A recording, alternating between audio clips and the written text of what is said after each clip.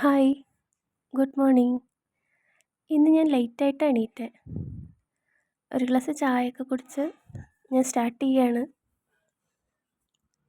ഇന്ന് ആദിക്ക് ട്യൂഷനുണ്ട്. അതിൻ്റെ ഒരു ചിണുങ്ങലിലാണ്.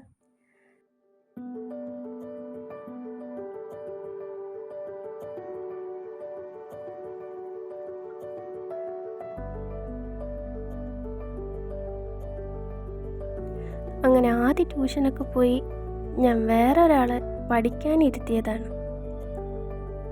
പിന്നെ തലവേദനയായി, വയറുവേദനയായി.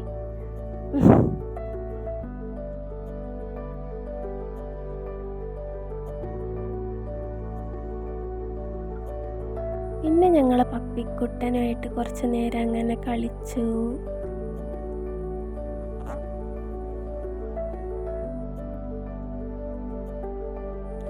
ഇത് ഞങ്ങളെ കിണർ സ്ക്വയർ കിണറാട്ടോ.